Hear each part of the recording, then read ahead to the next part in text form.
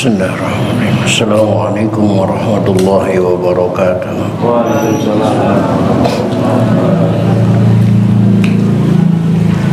Alhamdulillahi rabbil alamin.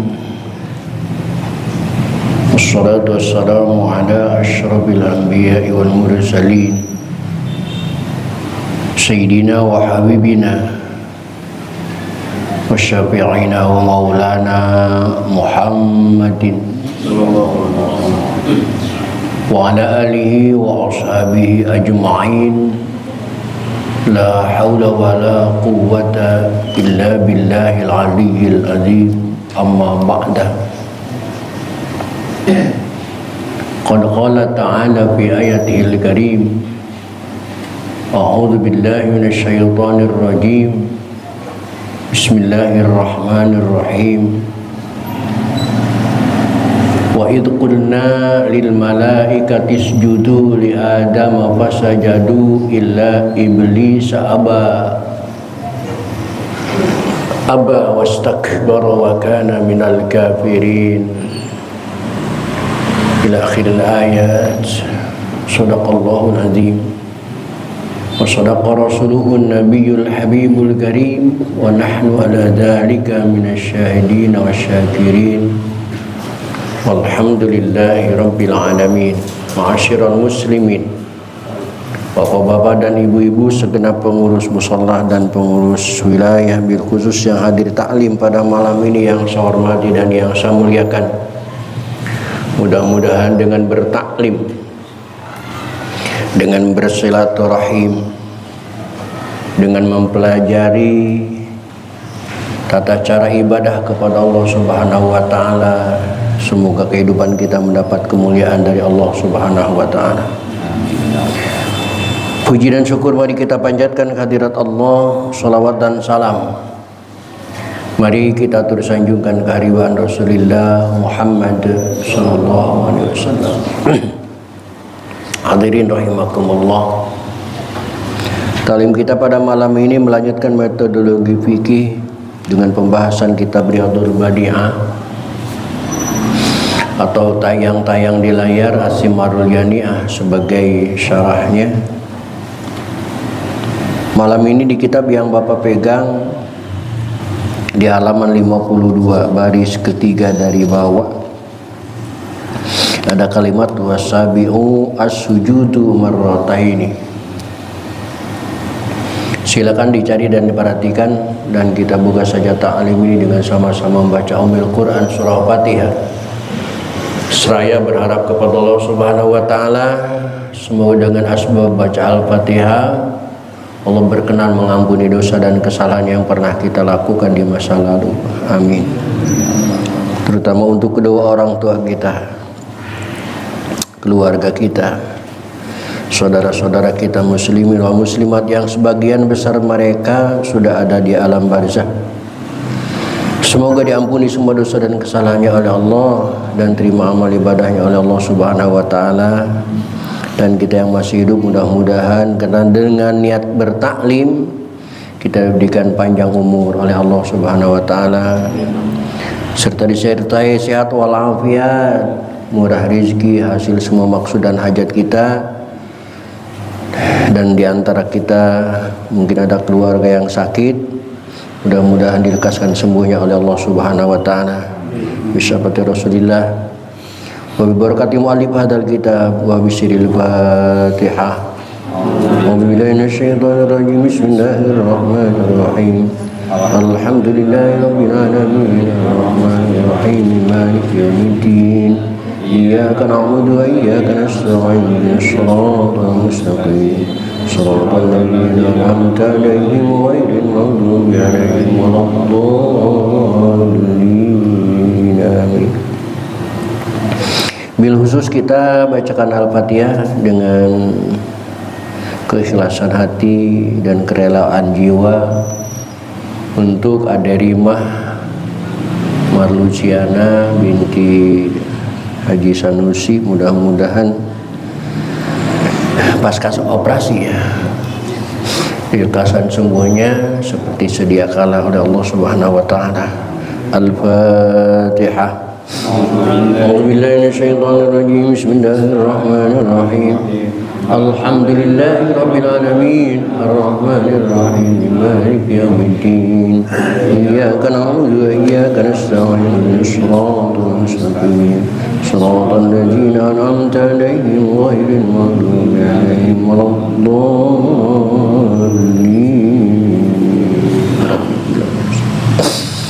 Baik, hadirin silakan diperhatikan di halaman 52 baris ketiga dari bawah, kalimatnya wasabi'u as-sujudu. Wasabi'u dan ketujuh dari rukun sholat yang jumlahnya 13 item. Yang ketujuhnya adalah as-sujudu, sujud marrotaini, 2 kali, fi kulli rok'atin, di setiap 1 rakaat, makrunan bitumak ninati, disertai dengan tumak nina. Di sini makrunan disertai dengan tumak nina, karena tumak nina sebenarnya punya rukun tersendiri.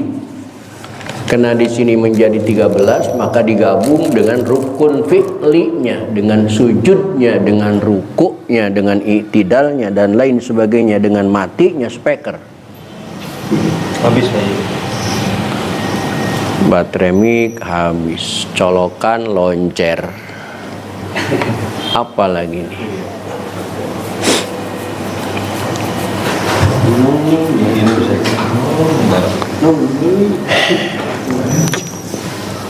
No.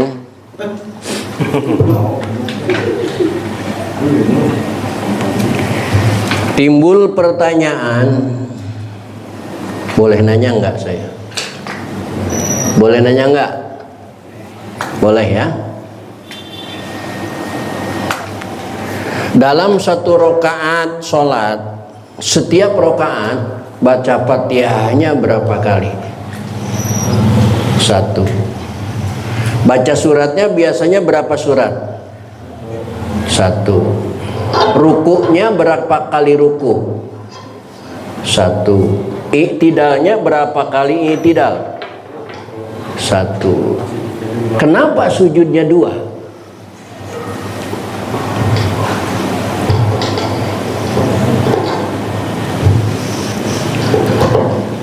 Woi, woi, woi.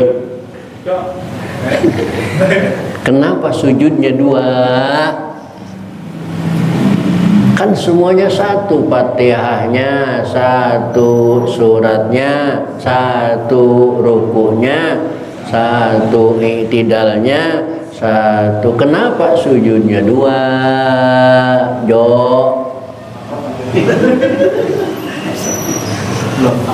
Belum tahu. Pengen tahu? Banget.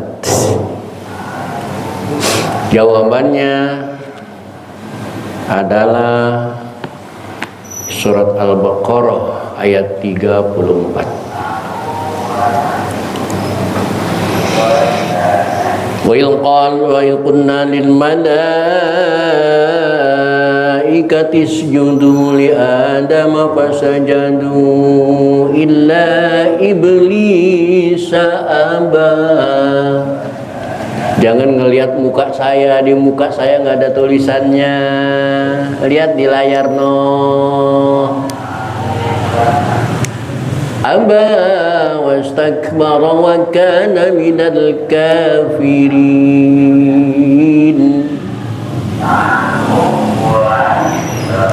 Ketika Allah memerintahkan sujud kepada para malaikat untuk Adam, fasajadu, malaikat semua sujud, illa iblis, kecuali iblis.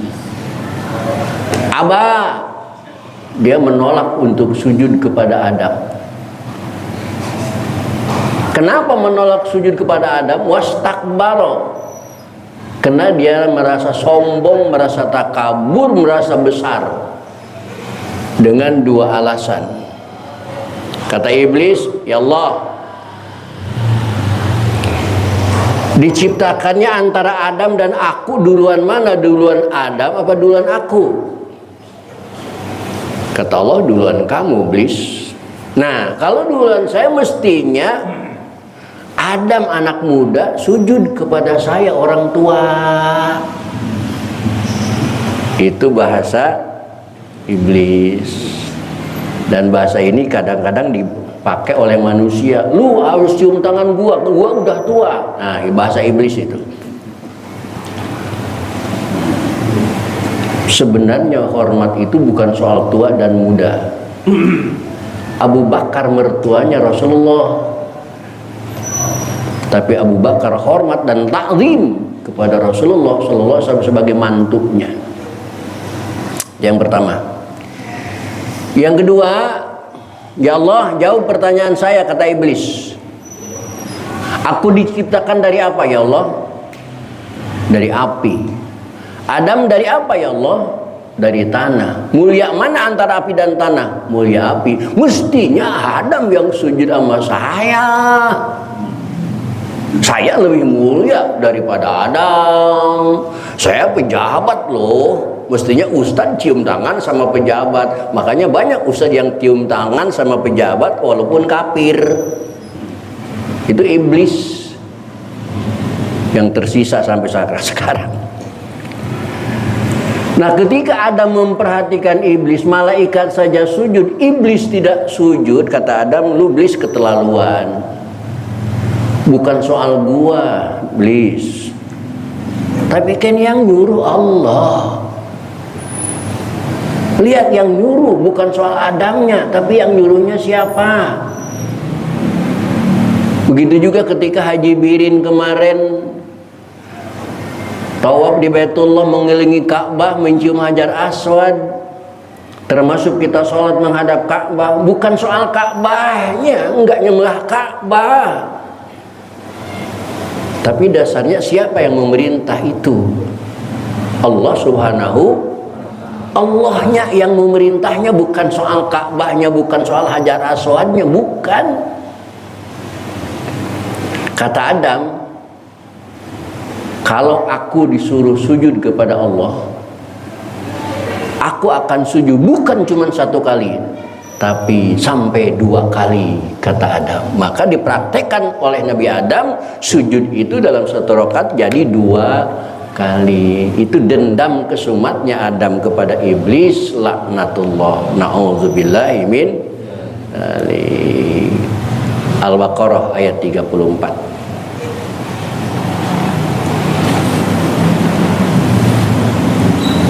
Maka di dalam sujud itu bacanya Subhana rabbiyal a'la. Maha suci hanya Allah yang tinggi. Tidak ada makhluk yang lebih tinggi daripada Allah.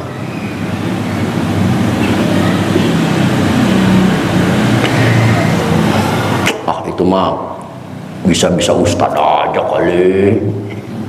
Lihat di layar, Pak, lihat di layar supaya enggak ngomong bisa-bisa ustaz aja.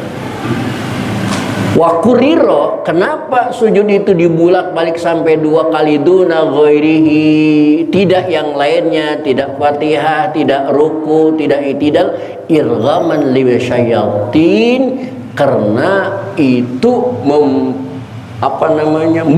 membuli kepada setan. Hai sulam yasud di Adam, ketika setan itu iblis tidak mau sujud kepada Adam.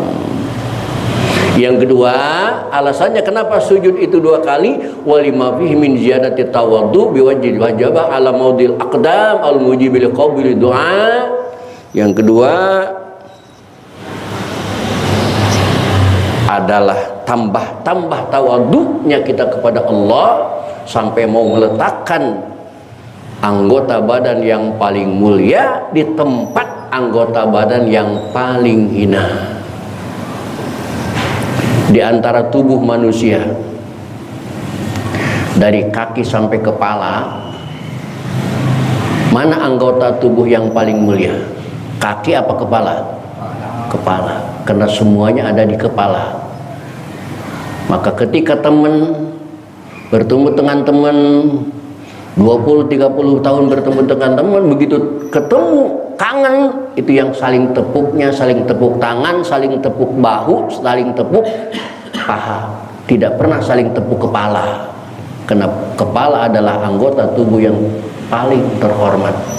Dan ketika sujud, anggota tubuh yang paling hormat diletakkan di tempat telapak kaki yang paling hina. Oleh karena itu wajar lihat di layar al-mujibi liqabuli doa, wajar doa orang yang sujud itu wajib Allah kabulnya. Makanya kalau ada permintaan, ya Allah tolong cepat dekatkan jodoh saya, umpamanya Kubil minta doa begitu,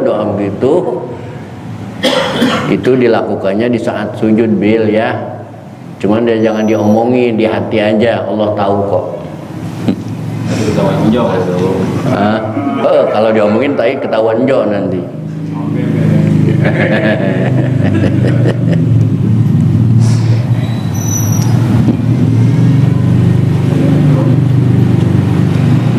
Wa yustaratu dan dinsyaratkan fihi di dalam sujud itu ayas juda, seseorang harus sujud ala jabhatihi, di atas dahinya. Ketika kita sujud, dahi kita harus nempel ke tempat sujud dan dalam keadaan maksyufatan, terbuka. Jadi kalau Bapak lihat peci saya sekarang, ini peci begini, jangan sekali-kali dipakai sholat. Karena ketika sujud, peci saya itu menghalangi dahi saya nempel ke tempat sujud. Enggak boleh sujud pakai peci begini. Ini pakai peci begini bukan peci sholat, tapi peci gaul. Kalau sholat saya angkat begini, nih, ini peci sholat. Kalau begini peci tukang jengkol.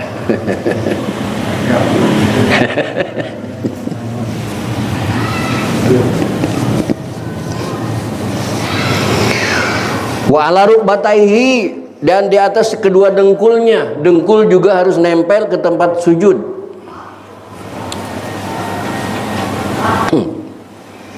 Jangan satu dengkul diangkat. Kalau dengkul kiri nempel ke tempat sujud, dengkul kanan diangkat ke atas, itu bukan sujud, anjing kencing. Wa ala juz'in min butuni asabi'i qadamaihi, dan di atas satu juz dari telapak jari kedua telapak kaki. Dan sujud itu harus telapak jari kaki itu harus nempel. Udah paham ya itu ya? Nggak usah dicontohin, capek lah. Capek. Wa ayyarfa safilahu, dan harus mengangkatkan anggota badan yang belah bawah ala alihi, mengatasi badan yang sebelah atas manusia. Ketika berdiri, tinggian kepalanya apa tinggian pantatnya? Kepalanya. Ketika duduk, tinggian kepala apa tinggian pantat? Kepala. Maka ketika sujud itu wajib pantat yang lebih tinggi, kepala yang lebih rendah. Walaupun di tempat yang miring tetap harus diusahakan begitu. Maka masjid di Keramat Gunung Jati di Cirebon itu kena di kaki gunung gini, tapi masjidnya nggak dibuat begini, tapi di kotak-kotak kayak tangga, supaya sujudnya pantatnya lebih atas. Niscaya itu masjid kalau nggak dibegini ini kotak-kotak, seadanya gunung itu sujudnya nggak sah, karena kepala pasti lebih tinggi daripada pantat.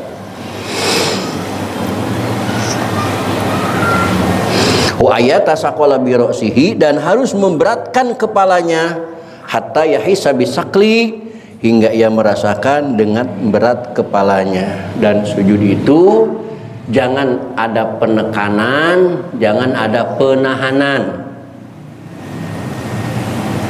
ditahan sujudnya supaya jidatnya itu nggak kegores kena sejadah, kena jidatnya baru diminyakin. Nggak boleh, tahan sujudnya pakai tangan, nggak boleh. Atau sujudnya sengaja ditekan, digusik-gusik biar cepet hitam jidatnya. Itu juga nggak boleh. Sujud itu ibadah, ibadah itu ikhlas, ya sebebannya aja, seberatnya aja. Jika manusia berat kepalanya 3 kilo, kalau batu 3 kilo, benda 3 kilo diletakkan di adonan, akan menimbulkan ceglok, akan menimbulkan bekas. Seberapa dalam bekasnya, itu juga kepala kita seandainya sujud di adonan seperti itu bekasnya. Jadi nggak ada rekayasa, nggak ada penahanan, nggak ada penekanan. Ya seadanya aja kepala kita. Jangan digusik-gusik ya, biar cepat hitam. Hitamnya jidat itu ada yang salah makna, itu min asaris sujud, katanya dampak sujud, sengaja dihitam-hitamin. Padahal Syekh Sudes, Imam Masjidil Haram, sholatnya nggak pernah ketinggalan, jangankan fardunya, sunnahnya. Ketika berkunjung ke Banten dalam rangka haul Syekh Nawawi, itu nggak ada hitam-hitamnya Syekh Sudes itu. Padahal ibadahnya sudah puluhan tahun, 60, 70 tahun ibadah. Orang Indonesia ibadah baru 3 bulan langsung hitam jidatnya. Kaget tadi. Kaget. Ini pas sujud.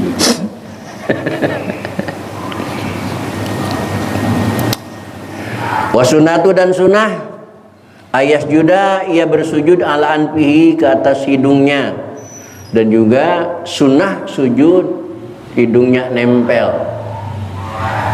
tapi jangan dipaksakan. Makanya di sini ulama mengatakan sunnah saja nempel hidung.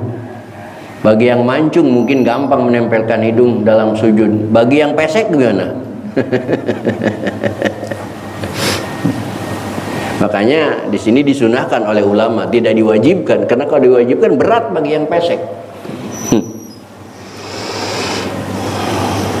Wa yaqulu, dan membaca fi sujudihi, dalam sujudnya, subhana rabbiyal a'la wa bihamdihi, lafaz subhana rabbiyal a'la wa bihamdihi wa adnal kamal, dan serendah-rendahnya kesempurnaan, salasun, yaitu 3 kali.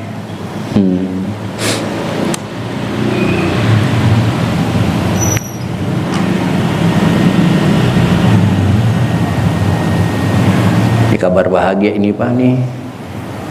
Wa ayu kasira, dan sunnah memperbanyak di dalam sujud, minad doai, membaca doa.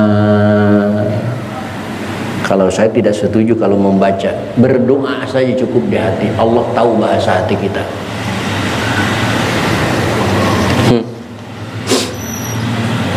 Lihat di layar Bapak kabar bahagianya. Li khobari Muslim, sebuah hadis Nabi Muhammad SAW yang disampaikan oleh Imam Muslim, hadis sahihnya, aqrabu ma yakunul abdu min rabbih, tempat dan waktu dekat-dekatnya hamba dengan Allah Tuhannya, wa huwa sajidun, yaitu ketika hambanya dalam keadaan sujud. Maka Nabi Muhammad mengatakan faksirud doa, maka perbanyaklah berdoa. Bukan baca doa, tapi berdoa. Kena baca nanti timbul huruf, dan huruf itu kalau sudah 3 huruf, 1 huruf bisa membatalkan sholat. Cukup di hati, Allah tahu bahasa hati. Ay aqrabu ahwalil abdi min rahmati rabbih hasilun idza kana wa huwa sajidun. Dan ini sudah ketahuan rahasia ini para ustadz ya. Biasanya sujud terakhir paling lama. Ini bisa diketahui nih. Kalau ustadz sujud terakhir lama banget, berarti permintaannya banyak banget itu. Sebenarnya meminta kepada itu nggak perlu banyak-banyak, nggak perlu kilkol, nggak perlu banyak ngomong. Karena pada dasarnya apa yang kita butuhkan Allah sudah tahu. Emang Allah nggak tahu kebutuhan kita? Tahu. Tapi kenapa kita harus berdoa juga? Doa itu ibadah. Karena perintah Allah, ud'uni astajib lakum. Maka canda orang Sunda itu ketika berdoa, Allahumma nyaho meureun alhamdulillahirabbil alamin. Cukup. Kenapa perlu dijelasin lagi? Wah, Allah sudah tahu. Ya Allah nyaho meureun alhamdulillah. Udah cukup. Ayam bener.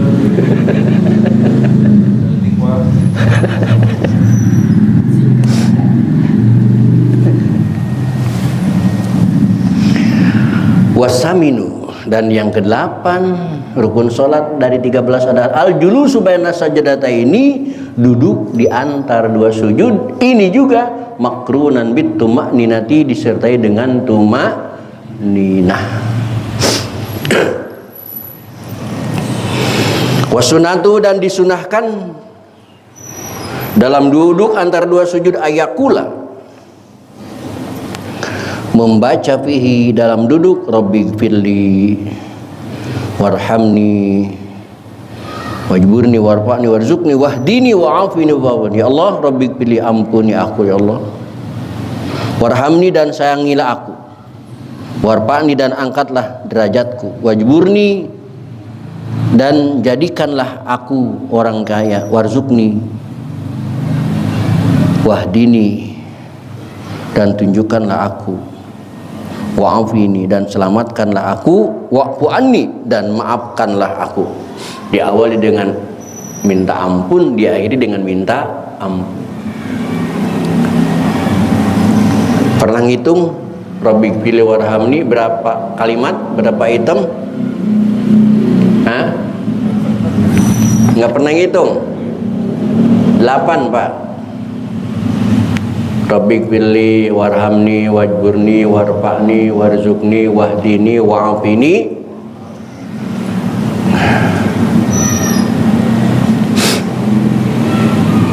Ini warfa'ni dulu ya, baru wajburni ya. Pertanyaannya,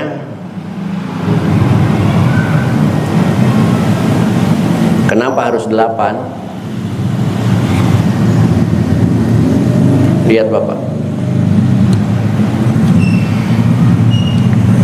angka 1 itu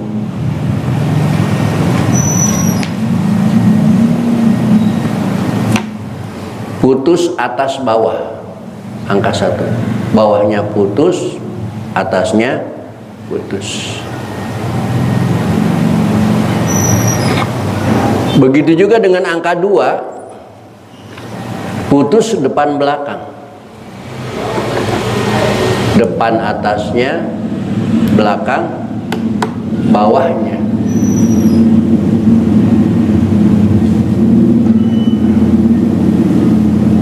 Apa yang lebih jelas ya, Ariel kali ya? Angka 3 itu putus 3 kali, atas, depan, tengah, dan bawah. Angka 4, wow, malah parah ini, putusnya banyak.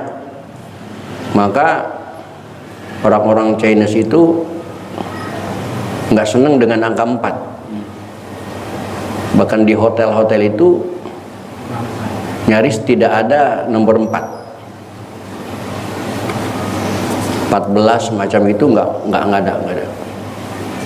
Rumah saya di Cikupa 10, 11, 12, 13 nggak ada, 14 nggak ada, langsung rumah saya 15.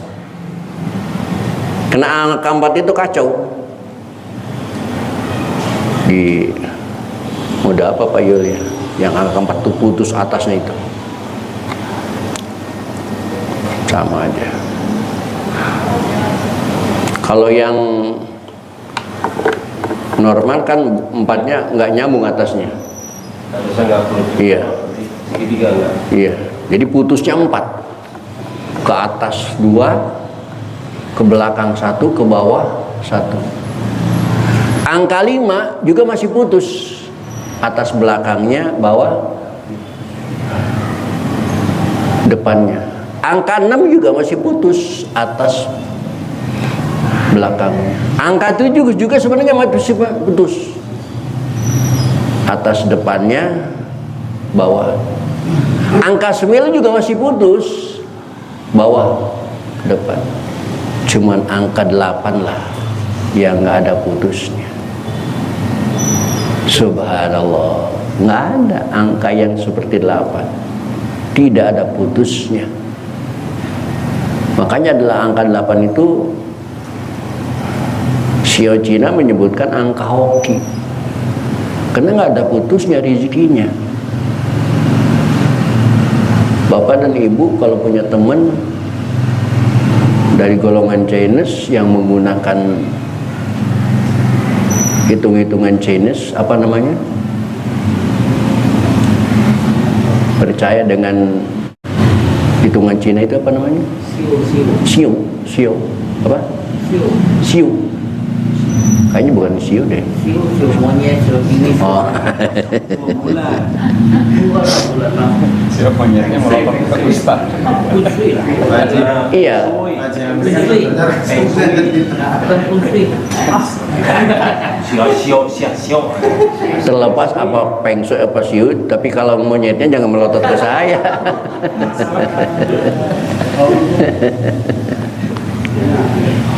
Nah, Bapak ke rumahnya deh. Di dinding ruang tamu biasanya ada 2 model. Keramik dinding, di granit dinding itu ada yang gambar ikan, ada yang gambar kuda.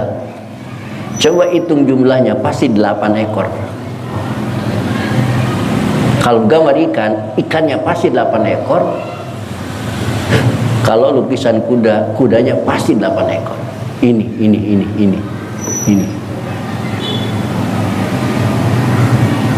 Hebat, ini angka 8, tidak ada putusnya.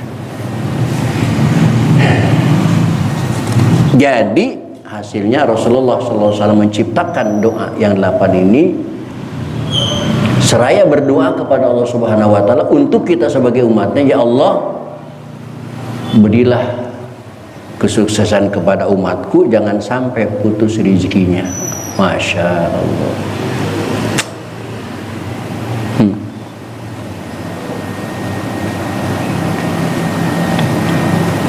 Watasi'u, dan yang ke-9, al-julusu ialah duduk, al-akhiru duduk akhir, alladzi yusallimu aqibahu ghaliban, yang terus awe salam sesudahnya pada ghalibnya. Yang ke-9, rukun sholat dari 13 adalah duduk yang terakhir, yang disebut duduk tawarruk, bukan iftiros, yang di situ biasanya ditutup dengan salam. Selama duduk nanti dianjurkan baca at-tahiyyatul mubarakatus shalawatut thayyibatulillah. Dari mana kata at-tahiyyatul mubarakatus shalawatut thayyibatulillah? Subhanallah, betapa mulianya Nabi Muhammad SAW. Maka kalau nanti kita pelajari pertemuan yang akan datang, ketika Bapak dan Ibu membaca tasyahud, coba resapi dengan 3 dimensi. Itu dialog antara Allah dengan Rasulullah. Ketika Nabi Muhammad SAW di Isra Mi'rajkan oleh Allah, berangkat dari Masjidil Haram ke Masjidil Aqsa, selalu didampingi malaikat Jibril sampai ke langit 7, Rob Sidratul Muntaha, sampai Mustawan.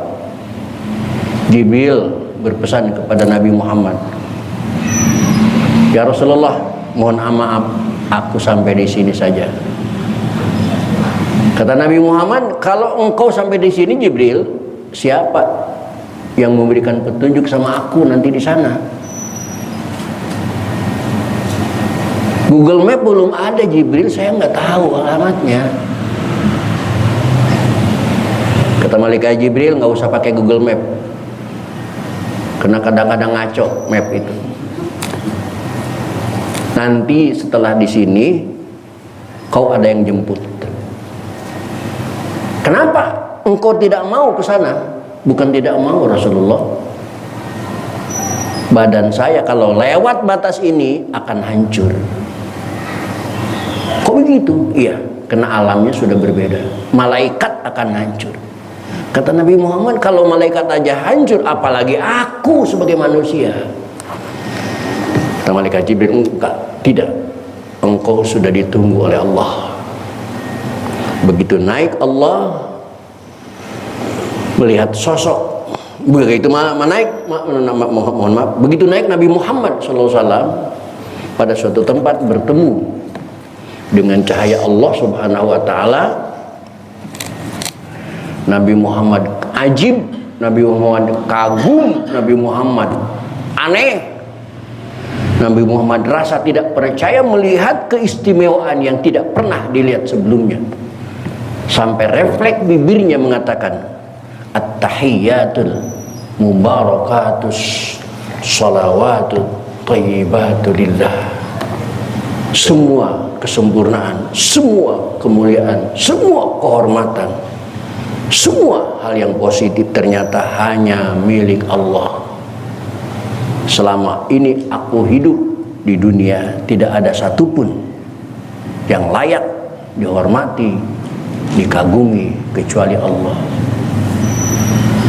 Mendengar Nabi Muhammad menghormati Allah yang berlebihan dengan tumpukan at-tahiyyatul mubarakatus salawatu thayyibatu lillah, 3-4 pujian dari Nabi Muhammad, Allah langsung menjawab, Assalamu alayka ayyuhan nabi wa rahmatullahi wa barakatuh. Itu bahasa Allah. Salam sejahtera buat kau nabiku yang mulia, dan rahmat Allah akan selalu bersamamu. Itu dialog. Maka coba resapi. Ini kan kalau selama ini kan kita tahiyat diberondong aja, tahiyatun barakatuh sallallahu. Coba dibayangkan Nabi Muhammad itu ketemu Allah membaca at-tahiyyatul mubarakatus salawatut thayyibatu lillah, dijawab oleh Allah assalamu alayka ayyuhan nabi wa rahmatullahi wa barakatuh. Cuma Nabi Muhammad istimewanya mendapat hadiah salam dari Allah, mendapat surprise dari Allah, tidak dinikmatinya sendiri, tetapi Nabi Muhammad minta tambahan assalamu alaina wa ala ibadillahis sholihin. Dalam pertemuan dengan Allah saja Nabi Muhammad masih ingat kita umatnya. Itulah Nabi yang istimewa. Ketika bertemu dengan Allah masih ingat kita kepada kita sebagai umatnya. Ketika Bapak disuguhi sama pramugari makanan enak, ingat keluarga nggak?